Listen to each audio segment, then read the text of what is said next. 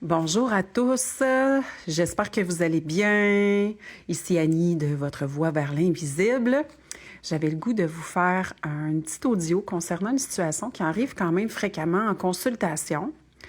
C'est en partie pour ça aussi que je ne fais plus de dégagement. Là, avant, je faisais du dégagement ésotérique. Donc, maintenant, ça se fait à travers le soin énergétique à un certain niveau. Mais je ne fais plus de consultation concernant tout ce qui a mettons, tout ce qui a un attrait, tout ce qui a un lien avec les objets qui bougent dans une maison, la possession d'une personne ou d'un lieu, etc. Pourquoi? Parce qu'au fil des ans, j'ai commencé à voir la situation de manière différente. Ça ne veut pas dire que ce que les gens vivent, c'est pas vrai, c'est aucunement pour minimiser ce qu'ils vivent, ce qui est vécu. J'ai eu des problématiques de ce type-là au début de mon dernier éveil, là, quand j'ai décidé que là, maintenant, j'allais plus fermer la porte. J'ai vécu un événement assez traumatisant. Peut-être que j'en parlerai un jour. Mais c'est ça qui me fait aller aussi, qui me fait aller voir plus profondément dans ce type de problématiques. Mais maintenant, bon, c'est autre chose. J'agis différemment. Est-ce que c'est moins efficace? Non, pas du tout. C'est juste différent. C'est avec un angle de vue différent. Dans le fond, souvent les gens ils disent pourquoi que dans ma vie, les choses se répètent. Il y a différentes...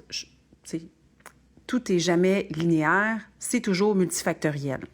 Mais dans les cas où il y a des personnes qui ont des emprises ou qui ont une problématique, disons, je vais prendre un exemple, une personne dort mal la nuit, cette personne-là dit se faire déranger par des êtres d'une autre dimension qui viennent l'attaquer la nuit.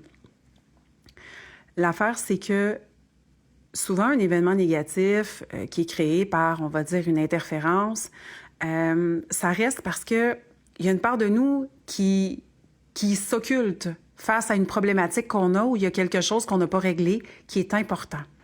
Donc, à la place de voir, on va dire, le méchant, l'éléphant dans le placard comme quelqu'un qui va nécessairement juste avoir « Oh mon Dieu, c'est le mal », je dois absolument m'en débarrasser.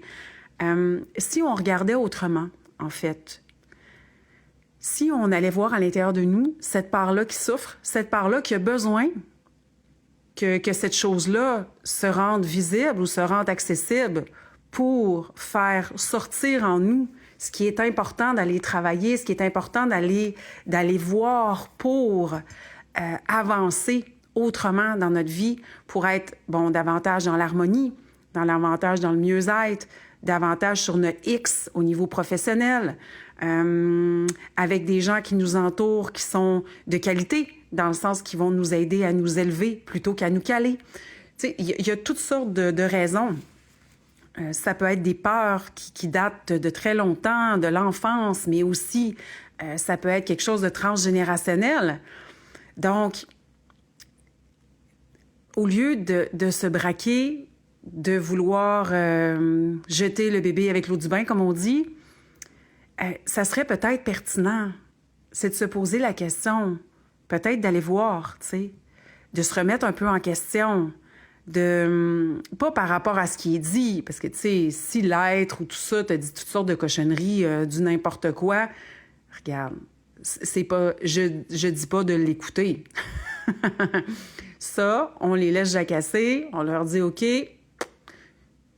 regarde, je te retourne tout ce que tu me dis, je te mets un miroir et puis moi, je passe mon chemin. » Cependant, je prends la responsabilité pour ce que moi, j'ai à travailler, qu'est-ce que j'ai à comprendre. Et puis, à ce moment-là, on peut entrer dans un nouvel espace. On peut ouvrir davantage notre conscience, entrer dans notre guérison profonde intérieure. Dans le sens d'accueillir ce qui se présente, de le régler, et puis tout simplement, par la suite, de pouvoir passer à autre chose, passer à d'autres expériences.